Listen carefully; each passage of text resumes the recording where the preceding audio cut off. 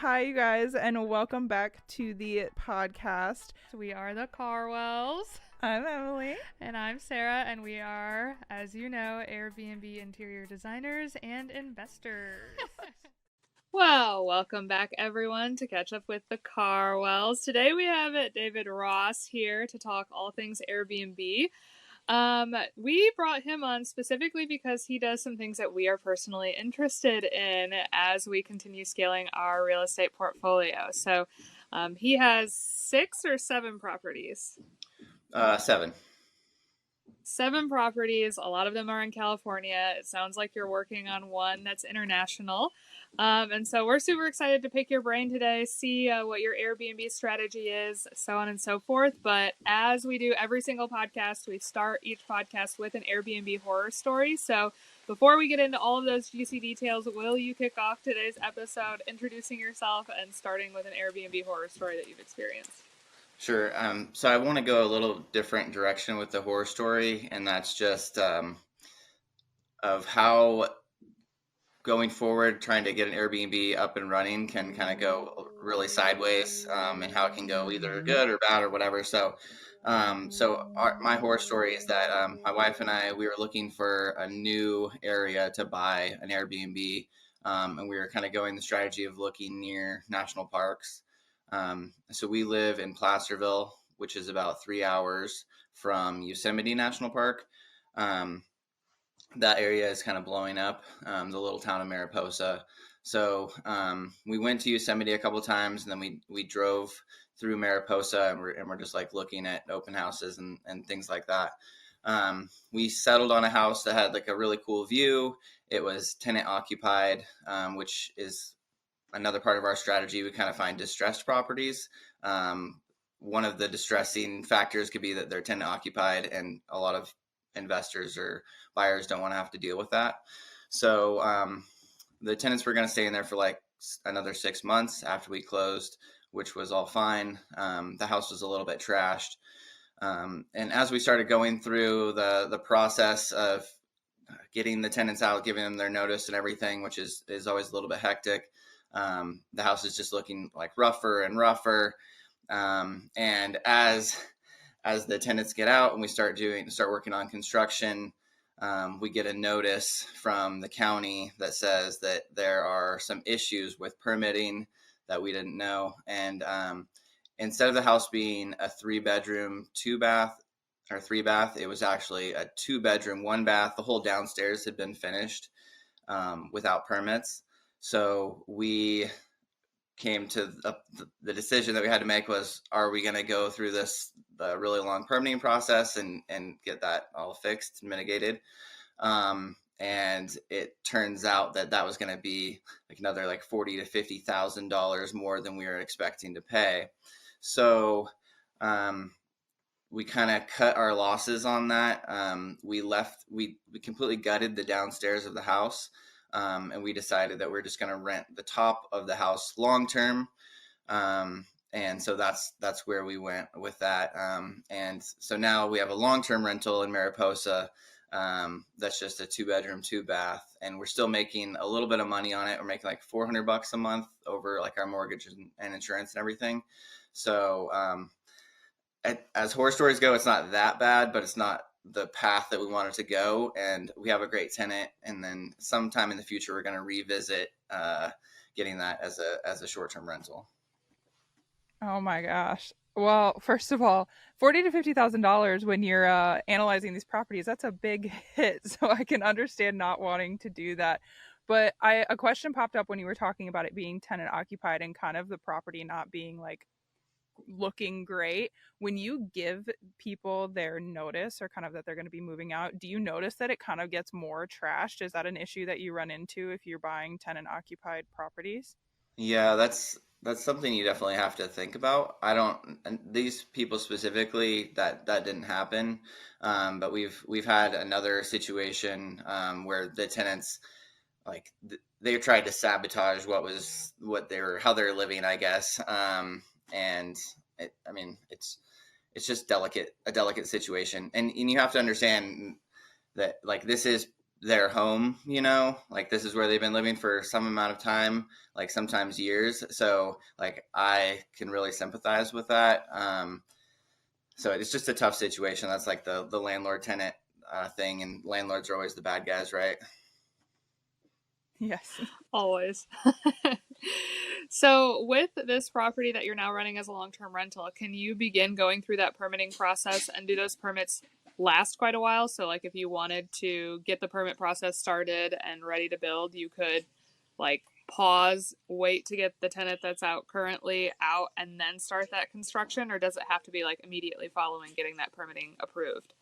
Um, Yes. So luckily, what we did was we finished the whole upstairs. We remodeled it completely, and we just left the downstairs gutted. So the upstairs is ready to go. And now how we're going to do it is they used to have stairs going down. The stairs were actually like added illegally. They was very steep. So now it's going to be 2 units. Upstairs is going to be a 2-2. Downstairs is going to be just a 1-1 studio. So we're going to use that. Either we can go, my wife and I, we can go visit there and stay in the downstairs. Or if you want to rent it as like a master suite on Airbnb, you have the whole upstairs and then a master suite separately downstairs. It has its own parking and everything. So, and both sides, or the top and bottom, both have like a great view as well.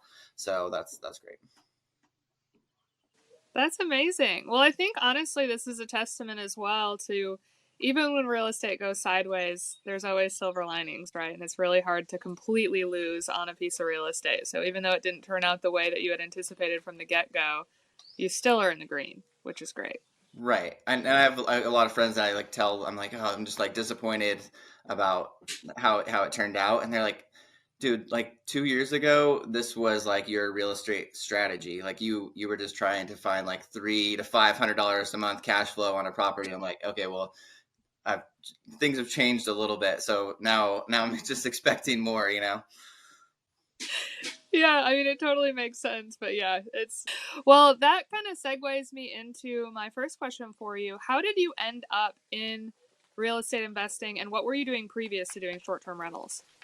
So originally started Airbnb and I guess arbitraging before it was called arbitraging. I used to live down in Santa Barbara when I was going to college, and I took off for a vacation into Central America and decided to rent out my apartment on Airbnb. And while I was gone, like the like my rent I think was like $1,400 a month, and I was gone for like 20 days, and I had made like around $2,000. And then I was like, I think I'm going to extend this vacation another 10 days. And then by the time I can't come back, I'd made double my rent. And I was just like, kind of the wheels started turning a little bit. And I was like, all right, this is interesting. I'd never even heard of Airbnb until that time. I never stayed in an Airbnb until that trip. So that was where I got my start. And then kind of fell out of that and was doing kind of more of the college things, and I don't know, getting like the restaurant kind of industry and that kind of that path, which leads to nowhere. But my wife and I met down in Santa Barbara, and we decided to move back to my hometown. Um, Amber, my wife, she started working for a lending company, and we started getting back into real estate, but more on the like house flipping side, and saw like the path for long term investments because I thought Airbnb seemed like more work than I wanted to be getting into. So how we started on Airbnb again was that Amber's boss, who's a lender, um, she found a deal that was about to fall out of escrow, and it was a 4 unit apartment complex, and it was like a really good deal. It was around $400,000 for the 4 units. It was a great location right in town. It was a commercial property, but it was used as residential, and we were just looking at that as a long term investment. We were just going to buy it, keep the tenants, and it was already cash flowing. And Airbnbs were actually illegal in our town of Placerville, so we bought the property, and we we're just gonna maybe fix up like one unit at a time. Um, after after seeing like kind of the state of the different apartments, um, we decided we were just gonna actually get those tenants out of there. They're paying around like $600 to $650 a month per unit, which is very very low. And we started exploring the option of doing short-term rentals instead of long-term rentals with the units because they're just kind of creative juices started flowing, um, with seeing like how cool the property could be. So Airbnb was illegal in Placerville at the time. So I started contacting the city officials, from the planning department and the city council, and just seeing like, hey, since this is a commercial property, is it possible that these could be like considered like hotel rooms? And they were like, yes, it just you just have to go through this process. And so we started that process, and after hundreds of phone calls, like 500 emails, and meeting with each one of the city officials, planning commission, all these different like city agencies, and then going to actual public meetings and kind of fighting neighbors and everything. We got the ordinance that to allow short-term rentals in commercial zones in Placerville, which, is now how we are operating. Um, so, long story short, there, um, we were in real estate, in a kind of a different path, and then we just kind of saw where we could make a little more income by going to short-term rentals. So that's the path we are on now. That's incredible. I think that really, I mean, I'm currently in a very, very similar situation with our Orange Cadillac property where it's zoned commercially. Airbnb is illegal in residentially zoned areas. And it's just kind of a gray area, right? It's like the city officials don't really understand why the regulation is the way that it is. And there's people who want it to be slightly changed. And that process of like rewriting that regulation is so extensive. It takes so much time, but it's like, it's moving mountains. It's like you've got to have somebody who's plugged in who really sees like a greater vision and understands it as a whole to get that needle moving. So it's incredible that you were able to do that for an entire city. And we're a small city. I mean, it's only the Placerville proper is only 13,000 people. I'm not sure how many people are there where you are, but that's what I try to kind of tell people. It's like these are just normal people. Like I could run for city council. I could be sitting there and like hearing these topics and issues. And I didn't really know, like it does seem like moving mountains, but I didn't really know that you could just email these people, call them. You can actually just talk to them and say like, hey, this is what I'm trying to do. I'm not like some like for me, for our area, people are like always like, you're coming from the Bay Area and you're like trying to like bring in all this money and like ruin our town or whatever. And I'm like, I was born in our small local hospital. Like I'm not that person. I'm trying to build something cool, and I'm like showing people like all these renderings that I had done. I'm like, this is what I'm trying to do, and everyone just kind of assumes that you're just kind of going the cheap, easy way and just trying to like grab money wherever you can. But I mean, it's possible to do it. It's maybe more difficult in some of these larger cities, but I mean, those are normal people too that are sitting on those city councils, so it's all possible. Yeah, it's so true. I mean, we have right now in Michigan, they had a bill that was going to create blanket regulation over the entire state, just like Arizona has, where it takes the power away from all of the towns and cities. And that got squashed in December. And so all of these cities were hesitating to develop their own regulation because they were waiting for the state to do it. And they didn't want to like enforce a bunch of regulation that the state was just going to take away. And so, out of the four properties that we have in Michigan, two out of four townships are now redeveloping regulation now that that's been squashed.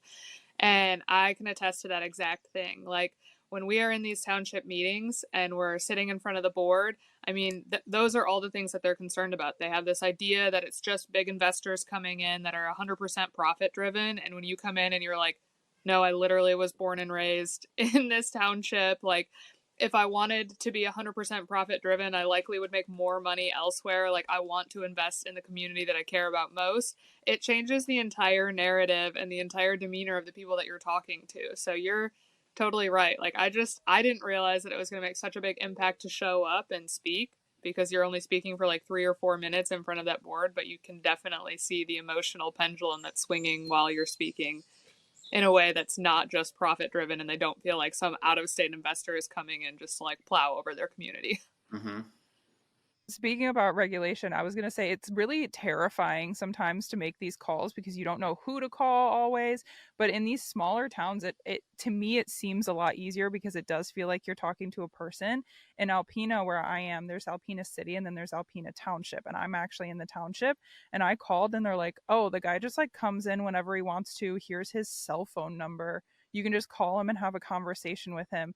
So it's a lot easier to have these conversations, I personally think, in these smaller towns because it's just some local guy who happened to like want to work in that position or something like that. And it's much easier to have those conversations. And Alpena is kind of like an up and coming area, so they're looking for tourism and stuff like that. So it was a lot easier to have those conversations with like a person where I just called his cell phone number than in these big cities where you're trying to like make a lot of change with a massive amount of people. Yeah, that's incredibly true. I have another follow up question for you as well. So you've got 7 properties that you have listed or that are real estate investments, and you mentioned in the form that we had you fill out that all of these are self funded. So maybe this is too personal of a question, but what are you doing to fund these properties? Like, what is the source of income outside of the properties that's refunding these properties? So, I mean, our dual income as a husband and wife, that's like a really big thing. Because like it's come like in 2019, houses were much less expensive in our little area. So we bought like our Amber, my wife bought her first house um, for like $260,000, which is quite cheap for now here. And then we've kind of just gone back and forth using like first time home buyer, like only putting 3% down. And then the next house is another primary residence, and you only have to put 5% down. And then we had our first child, so then we could buy our next house because technically we outgrew that house, and we only have to put another 5% down for that. And then now we kind of, it's not our dream home, but just like 2 months ago, we bought the house that I'm in now. It's on 10 acres. It has 2 houses on the property. It's like a 2,000 square foot house, but this is also our primary residence. And like each time we're just kind of stepping up a little bit. And if you're only having to put like 3 to 5% down, that's a lot less than having to put like 20% down. And we have in between all that, we've put 20% down as well for like the 4 unit um, hotel motel we purchased, and that was just savings from working overtime, and I mean it takes time to get those savings and to get the everything for the closing costs, but it's all doable, it's all possible, and it just takes time.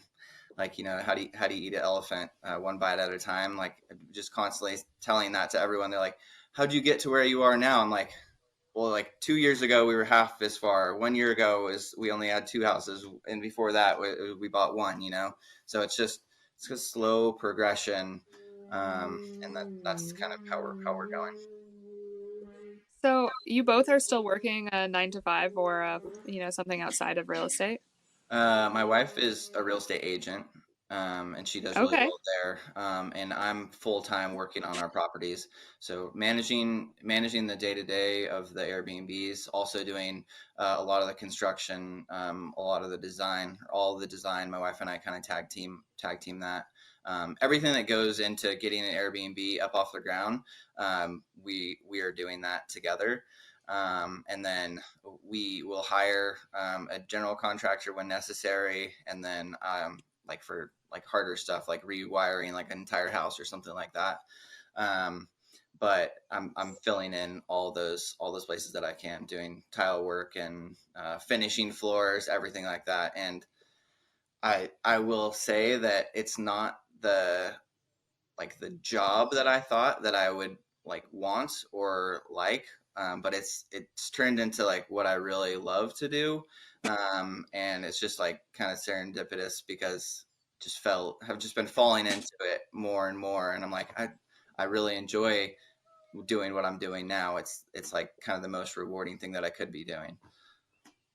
Yeah, that's incredible. I feel like that's almost to a T how Ethan and I and how Emily and Tyler are starting our real estate portfolios. Is the first purchase property we did, we moved into, and it was our primary, and we lived in it while we renovated it, and now we're doing the same thing here where it's our primary, we're living in it, we're renovating it.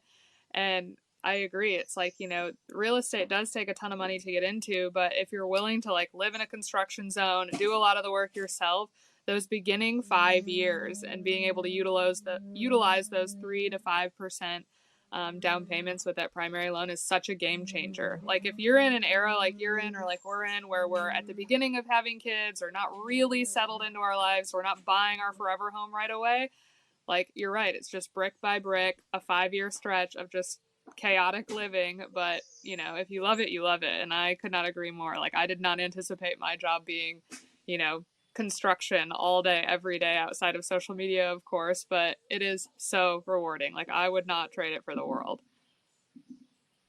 Yeah, you guys are another really good example of that. We tell people all the time that this is like really it's a couple's industry if you can get into it as a couple, because if you usually your partner has kind of the opposite desires or likes that you have, and so you both kind of fall into these really specific roles and take on different tasks, and it's much easier to grow when you have the partner that's doing the other things for you. So we're constantly emphasizing like if your partner seems handy and you're more into design or you're more into customer service, this is the industry for couples, in our opinion. Yeah, and you just Yeah. always have that person to bounce off like all the problems or like all your successes, whatever. I mean, my wife and I just a lot of time there's just big stressful things happening, and you just kind of like look at each other and you just like smile and then just start cracking up. You're like, what are we doing? But like you're moving in like a direction, and like sometimes it's chaotic and it doesn't seem like you're doing the right things, but then you look back and you're like, oh, we've gone a long ways. And like I feel like we're constantly doing that, and I don't know. It feels great to be where we are, and we still have like a ton of goals, and a ton of projects that we can't even quite start working on that we already own, but don't quite have enough money. But we're like we're getting closer and closer to starting those. So yeah. Yeah, it's nice to have your partner on board when you're doing the strategy that we're all doing, where you're living in a construction zone. If your partner's not on board, that just doesn't work. So you have to have that person who's like really in it with you, because, like right now, if anybody can hear in the background, there's flooring being installed in my house, and my husband still does have a 9 to 5 and does this with me. And so he's just dealing with it. He puts on his headphones, he goes into his meetings, and just has all the noise in the background. But you really have to have a partner who's ready to dive full into it if you're going to be living in a construction zone for who knows how long. Yeah. And I don't know about y'all, but I like Ethan and I can attest to this all day long. It is not a 9 to 5. Like this phase that we're in where we're building this real estate portfolio up, I've never worked so hard in my entire life. Like I have this idea that there's going to be financial freedom and freedom of time, and you can see how that can exist, right? You can see all these systems that you can set up, and once you have that, kind of small empire built and that wheel is turning, on the other side of that is everything that you want. But all of us that are in the thick of it right now, it's a lot. Like it's a heavy load to pick up. It's an expensive load to pick up. There are a million moving parts. There's always things that you don't expect. And so, when Emily and I started this mentorship, we really said like, hey, if there's one type of person that we want to target helping, it's couples, because if one person is not on board, it's just not going to work. You've got to find people where two people see the end goal, see the vision, and can stay aligned on it for a long period of time, because it is a heavy era to go through. Yeah, and it can put a lot of strain on the relationship if you're not seeing eye to eye for sure. Because I have that with my wife sometimes, and we see eye to eye on almost everything typically, but I mean, still we have strain and stress as well. Yeah, absolutely. Like you're saying though, it's self inflicted, right? Because I mean, you could slow down, right?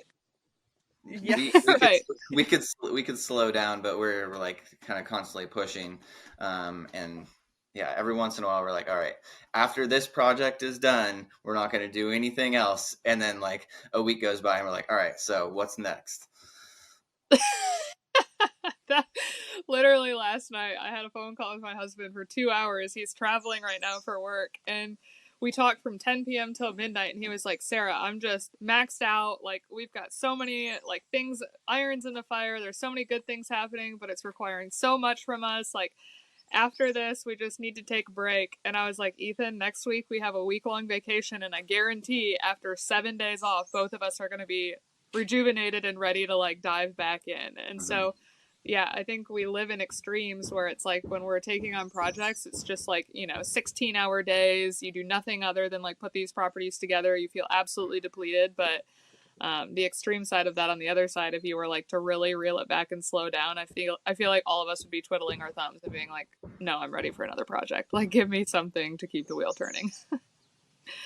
So I have another question for you. Now that you've done 7 and you've really kind of dabbled in a lot, between like boutique motels and long-term rentals and Airbnbs and now international, when you're looking at projects that you want to take on going forward, what area do you think you're most interested in rinsing and repeating?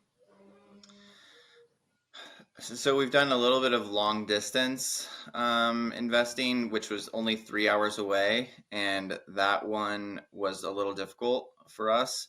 Um, we want to focus on things that are like really close to home. So we have 2 babies; they're both under 2 years old, and I mean, with like the freedom that comes with kind of working for yourself, um, I don't want to physically be out of town, and I want to have less stress, not more stress. So projects that can be closer to home, is what I want to focus on.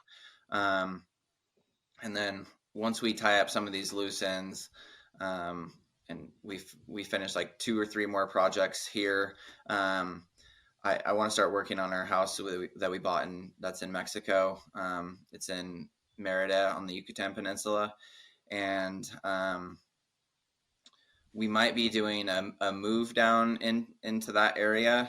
Um, so maybe living at the site while we're doing the construction, maybe renting while we're doing the construction. But like we want to do like a kind of mini retirement, just like a real slowdown and kind of live internationally. And that's the goal. We were going to do that maybe around this time, but everything is just picked up with Amber's work, and she's just been doing really well in real estate. Um, so it's kind of hard to leave like multiple like 6 figures like here, like that income coming in, and I'm having fun with our projects. So um, kind of tie up loose ends here, and then like long term goal in the next like 2 to 4 years is going to be moving down internationally, working on that property and getting it there, and seeing what international living could be like. Maybe that's just 6 months out of the year, or maybe it's full time. We don't really know yet. Sounds so aligned with how we talk about our lives. But I love that. I mean, I think that, this industry inherently, like, is very hard to project what your trajectory is going to look like. Like, at a 9 to 5, it's like you can see that ladder, you understand, like, where you're starting at and what the potential is over time. But in real estate, and specifically in Airbnb, Emily and I talk all the time about how it feels like it changes every 30, 60, 90 days, right? Like what we're doing today, we're going to feel completely different about in 90 days. And what we're doing in 90 days, we're going to feel completely different about 90 days from that. And so it's like, you have to take it one project at a time.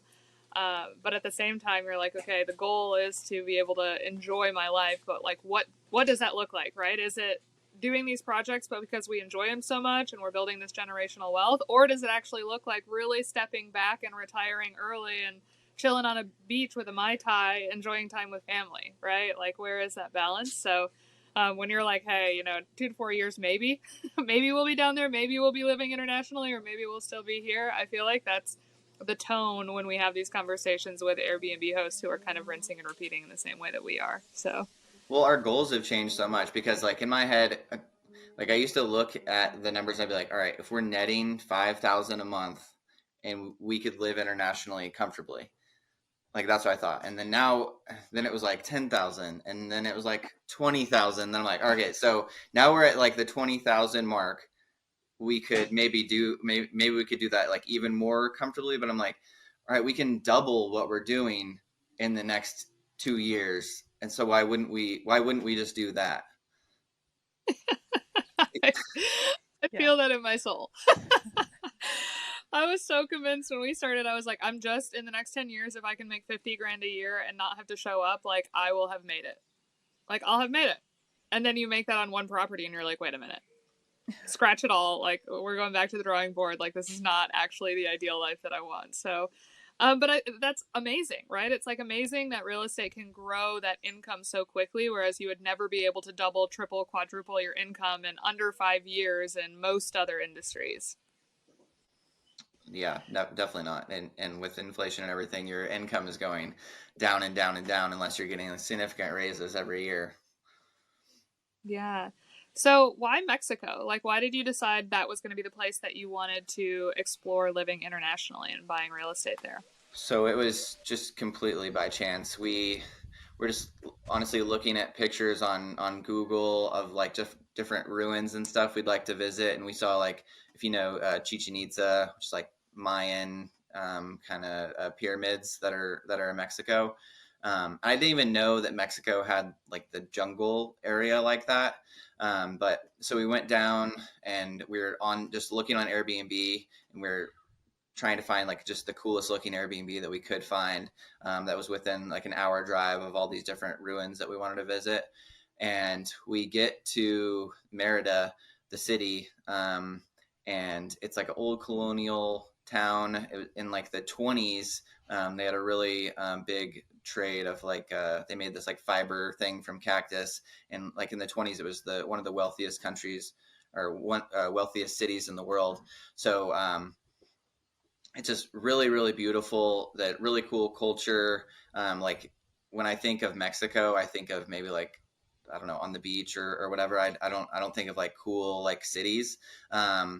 But it's just amazingly beautiful. The food scene is really cool. The drinks and everything, like you can go out, my wife and I go out, and like you have like starters, two entrees, desserts. You have like five drinks each, and it's like $100, and it's like really high end food. It's like you're eating in like San Francisco or like some big city, and just like love walking on the cobblestone streets and like seeing all the cool architecture.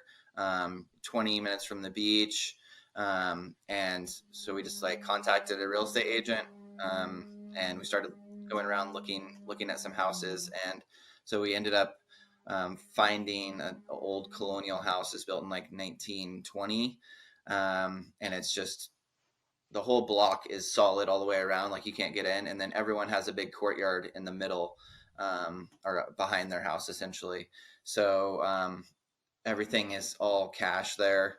So we like just decided to do it, and it's one of those things, like if like thinking about it now, this is like over a year ago now, thinking about it now, I don't think I would have done it. We wouldn't have jumped in, but we were just there, we were like so excited, and like we're like let's do this. And we were actually traveling with friends, and they were like, what are you guys doing? And we're like, we're looking at houses with a real estate agent, and they're like, okay, weird, we're gonna go to the beach. And but I mean, we jumped in, we bought the property. We've had plans drawn up and everything with a really cool architect firm there. Everything is significantly cheaper there. Like all the architectural designs and renderings, plans, electrical, everything ended up costing us under $5,000. The property cost us a little over $100,000, which is all cash, which was a little bit difficult to make happen, but now we have it. And then now it's just we're saving up to go on to the next step, would be starting the construction of the remodel and everything. So Yeah, I was gonna ask you to touch on the all cash part because we have some friends who had purchased in Tulum, and they told us, and I was shocked that it was all cash, and it's like it's a lot of money up front if you're thinking about like buying a property down there. But then when you think about it, you don't have like the quote unquote holding costs that you would have because you said like it's been what a year since you bought that property, so you're not having all the holding costs while you're kind of letting it sit. It gives you the opportunity to kind of take your time and get all of the plans drawn up, and you're not paying a mortgage every month and worrying about, oh my gosh, I got to get this up and running. So that strategy does give you the opportunity to have a little bit of leisure time and take your time on a property like that. Right, right. You just gotta have to have the cash in the bank to kind of make it happen in the beginning. But like you Yeah. said, yeah, no holding costs. How much do you anticipate the renovation for this property is going to cost, and how long do you think it's going to take? So typically, like speaking, the architect that we hired, they're architects and builders, and how everything works down there. It's we're in like the historical district, so everything has to go through whatever their type of planning department is, and be um, not look different than all the buildings around you, I guess. So that process can take like up to a year just to get through your permits through. But according to them, it's like if you pay a couple extra $1,000, they can just like kind of push you to the front of the line. So we're in the line right now, and I don't know how long it's going to take to get that part done. But honestly, we're not too much in a hurry. Construction, they said like 8 to 14 months, and the building cost anywhere between $100 to $150,000, kind of depending on your finishes. We kind of designed a really extravagant like house. The front house is a 3-2, and the back house is a 2-1. And there's a pool that's shaped as like a C in the middle with a waterfall wall in between. Those could be rented out individually or together. So you could have like up to 15 people there, or excuse me, up to 14 people there, or like 4 people in the back, and 10 people in the front. So it right now it's probably going to be around $150,000 for the remodel, but that could continue to go up, depending if we're kind of making it more extravagant.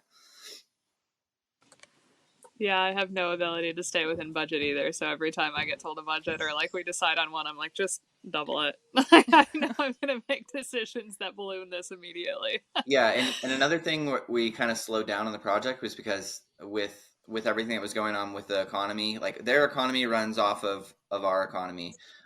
So everything got really expensive. Like the price of like steel and concrete. Like we're talking to the architects, they're like it's doubled, and I was like, oh wow. So they're like, so the building material costs will double, and then now it's been slowly going down and down and down. So like during the height of the pandemic is when we were kind of pushing, and so it made sense to slow down, and then now we're kind of recouping our funds here.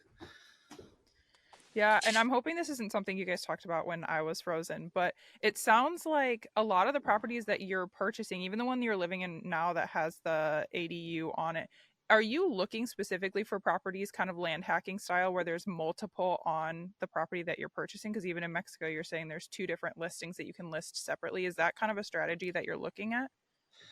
Not always, but I mean, I do love that strategy. I mean, it just makes a lot of sense because I mean, this house, like our mortgage is over 5 grand a month, and we would not be able to afford that unless we had our ADU being rented out, you know? So, like we love this house. This is like where we want to live. Like we have our 2 babies now, and like we live right next to like a semi busy street, and our daughter could run out into the street in like 15 seconds. Now we have a quarter-mile long driveway, and so the strategy of the hack of having the ADU, yeah, that definitely makes a lot of sense to us, and I feel like it makes the property more versatile. Like you could bring a bigger party there, or you could just go with you and your significant other and stay in like the smaller portion of it. So yeah, we definitely like that. Yeah. Every single time that we comp out, like we'll be on AirDNA and we'll start comping out properties, and every single time we see a property that is run multiple ways, like say you have triplex, and it's run like individual units, and then it's also run and available on Airbnb as the whole complex together. Those properties, I mean, they make over double what properties that are just running big or just running small are. So, do you do that same thing with a motel that you have with the 3 units? Like, do you have it listed on Airbnb where you can rent out all three together, like 12 months in advance, and then 6 months in advance you can do individual? So we definitely should be there. We're like so far behind on like the online where we should be online. Like we started with Boostly like 6 months ago, and we still haven't finished like our direct booking website. But that is definitely what we want to do. So we have four. We have the 4 units there. 3 of them are just 400 square foot. The old motel. There's one tiny house that's 435 square feet, and then we actually purchased the property across the driveway, which is a 1,200 square foot home, 3 bedroom, 2 bath, and then it has a 600 square foot ADU. So the long term plan is to be able to rent out all of those at once, and it can hold like 18 or 20 people, I think. And then you could rent out half, or you could rent out individual units. But exactly, yeah. So like a year in advance, we want to be like available to like parties of 18, and we want to like utilize websites like the Knot and stuff like that to be able to get like wedding parties and things and parties and such like that. But we're not quite there, just more because of how far we are behind on just the projects in general. But we're moving that way. I feel like you are one step ahead of where we're at, and then we're in the same exact season. Like, everything you're saying there, it's like our back end is the exact same way. It's like I know that I'm leaving money on the table in the properties that are already existing because we could really refine that wheel and pull more out of them. But we're so good at the rinsing and repeating of finding a new exciting property that I want to work on. Like, I want to be in construction mode, not in operations mode. And I like avoid operations because I'm just more comfortable in construction. So we just closed on a refinance of the 4 units, and it's like a great success story for us. I mean, we bought the property for 390. We did all our renovations, and it just appraised for 680. So we're doing a DSCR loan, so it's a debt service loan against the income that we're making on Airbnb with that. So after closing costs and everything, we're pulling out a little over $150,000, and we're going to take that money. We're going to put it for the units that are across the street from there. So that's a good success for us, and that was something that took a long time, and it took even longer because we found this house that we're living in now. So we had to put off the refinance, purchase this house, and then now we're back to the refinance. So yeah, it's just a lot of moving parts, and certain things have an order that they have to go in. Um, but yeah, I'm with you. It's kind of the shiny object syndrome, like look what we could do, and like need to go back and kind of refine and finish all these other things first. Well, Yeah, that is the. congratulations. That's so exciting that you got that much out of it. It's interesting that you did a refinance now, because I know so many people are scared of refinancing right now with interest rates and stuff like that. So when you were weighing the pros and cons, you're like, it's actually worth it to refinance and pull this money out, even if the interest rate might be higher or whatever. I don't know what your situation was, but I know so Yeah. many people are kind of not pulling that trigger right now, especially because of interest rates. So what was like the defining factor for you to pull the trigger and refinance? So it was definitely hard to get over. So we had a sub 4 interest rate. So it was an investment property, but we still got traditional financing on it. It's a 30-year loan, sub 4. It was like 3.75, something like that. And our new rate is 8 plus, almost 9. And that's definitely hard to swallow, but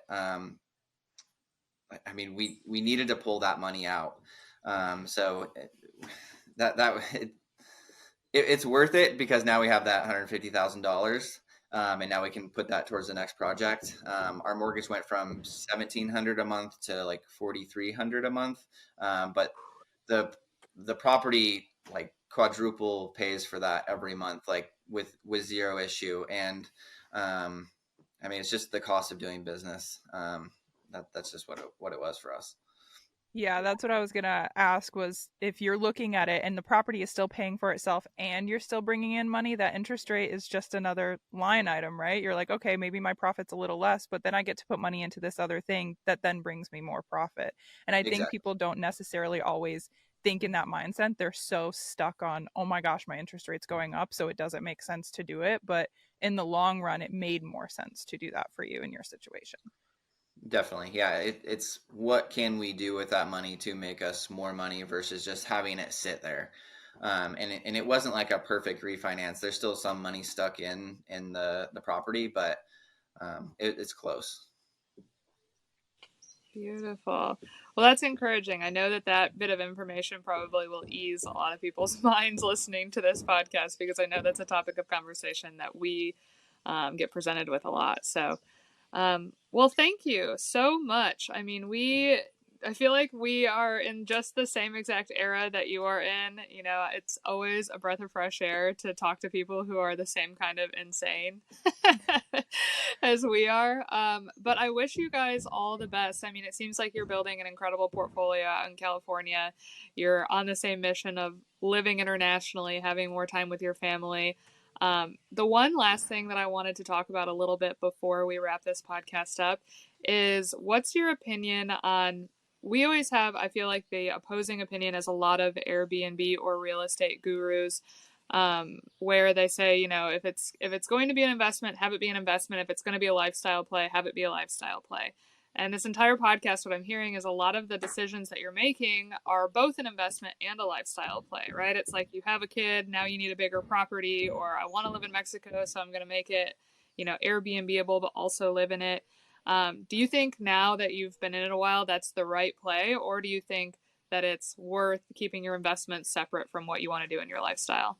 I mean, I guess it's just where you are in your journey. Like, are you just trying to grind it out and trying to find the things that are going to be like the biggest cash flow for you? Because maybe that might be not be somewhere where you want to live or visit, or maybe you're doing arbitrage and it's difficult to live in an arbitrage. Like, are you trying to just make money in your journey? Like, maybe that's where you're starting, but I mean, for us, it's definitely no rules. Like, it's a combination of all of those things, right?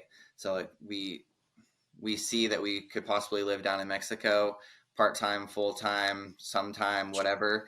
So we're gonna jump on that opportunity, but we're not gonna be kind of buttoned down with any of any of it. I don't know. We're kind of all over the place. Yes, I love that. No rules. No rules. It No resonates. rules. Well, thank you again for coming on. You have added a ton of value to this. I'm sure our listeners will get a ton of value out of this that is applicable to their journeys as well. I'm feeling refreshed and ready to take on the day talking to you. Um, Emily, any final questions before we wrap up here? I don't think so. Can you go ahead and plug your social media so people can find you? Because that's honestly how we got introduced, I think, was through Instagram. I feel like we've been chatting back and forth on Instagram for a long time, and now we get to finally talk in person. So people can get a lot from your social media too. So can you plug that? Sure. My personal social media is mostly just me and my family, but it's just David Neil Ross. Our one of our Airbnb projects has a Instagram. It's the Harper Inn. That's our 4 unit motel. And also, if anyone's looking for like a really good local lender that'll work for you, who my wife works in their office. It's Care Finance on Instagram and Facebook. They've helped us out tremendously and kind of made real estate possible for us. And I think kind of without them, we wouldn't have known all these different types of strategies and possibilities. So big shout out to them as well. Beautiful. Well, we will add all of their tags in the bios of the podcast and of the YouTube video, so all of you listeners can check it out. But thank you again so much for coming on. Thank you for Thank sharing you. your journey with us. And as always, you guys can find us on literally all social media platforms at the Carwells. But if you are in California and you are looking at Airbnb or looking at boutique motels, he is going to be a great resource for you.